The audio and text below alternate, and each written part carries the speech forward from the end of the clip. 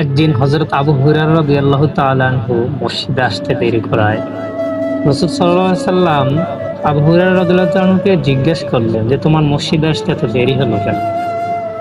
তখন আবু হুরায়রা রাদিয়াল্লাহু তাআলা আনহু উত্তরে বললেন, ইয়া রাসূলুল্লাহ, আমি মসজিদে নববীতে আজান দেওয়া মাত্রই আমি ঘর থেকে বের হই যে আমি হুজুরের পিছনে নামাজ পড়ব। কারণ পুরুষদের নামাজের জায়গা তো মসজিদ, আমি কিভাবে বাড়িতে থাকি। কিন্তু ইয়া রাসূলুল্লাহ, আমি যখন 20 হাত 25 হাত হেঁটে হেঁটে অগ্রসর হতাম, আমি মাথা চক্কর দিয়ে পড়ে যেতাম। মাথা চক্কর দিয়ে আমি রাস্তায় পড়ে যেতাম।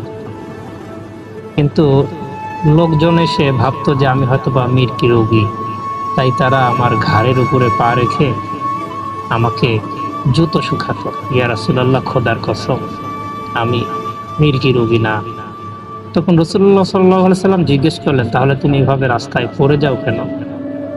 তখন হযরত আবু হুরায়রা রাদিয়াল্লাহু তাআলা আনহু বললেন, ইয়া রাসূলুল্লাহ, আজকে 4 দিন 5 দিন ধরে পেটে কিচ্ছু নাই, কিচ্ছু খাই নাই, তাই মাথা করে পড়ে যাই বারবার রাস্তায়। তারপরেও কষ্ট করে মসজিদে আসে।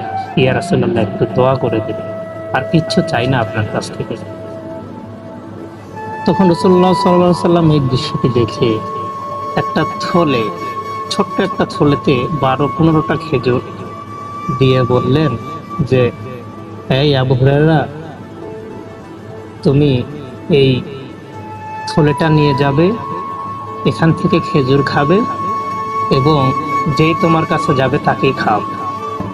শুধু 2টা কাজ তুমি করবা। 1 নাম্বার হচ্ছে, কখনো এই থলেটি খুলে দেখবা না যে খেজুরগুলো কেমন।